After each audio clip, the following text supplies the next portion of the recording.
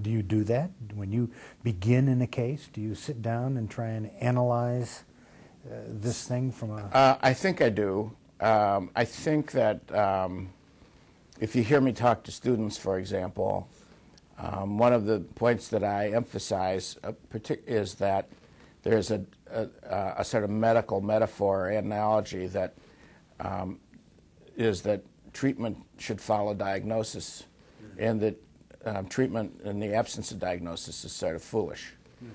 So I think there is a diagnostic step.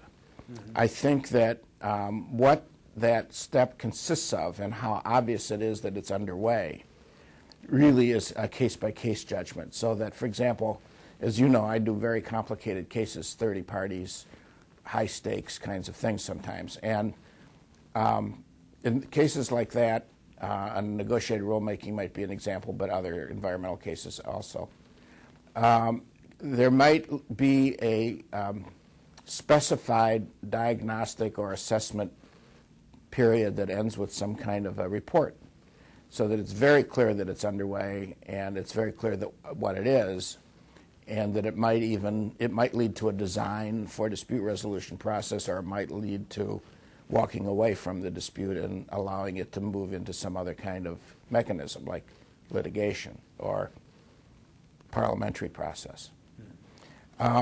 When I go to smaller cases, as it were, smaller is not the right word, but cases that are not quite so obviously complex, you don't have the luxury, it seems inappropriate, disproportionate, to say we're going to take a period of time now to do a diagnostic and then I'll come back and report to you, etc. That segmentation, that sort of explicit segmentation doesn't occur. But I think it happens. I think that at the beginning of your interaction with the parties, you do some kind of analytic thing. And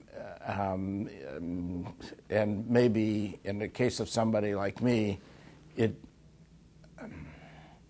has a big ingredient of intuition, and it's not verbalized. But I make some kind of judgments up front about how to proceed. Right now, for example, as I think you know, I'm doing mediation in clergy sex abuse cases. There, the interactions are very intense. There's not a lot of preparation. There's a great diversity of individuals that I have to work with. What their goals are quite diverse as well. And it's dicey. The interaction is dicey. It makes no sense at all to proceed on the basis of a template in a case like that. Now, that's not what I would call it's a very challenging case, but it's certainly not complicated in the sense that a 30-party environmental case would be complicated.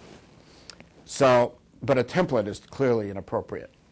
So I have to make some kind of a judgment at the threshold of my work as to how to proceed. So there's some moment of analysis. There's some kind of, at least, hypothesis that I have in mind, whether I express it or not.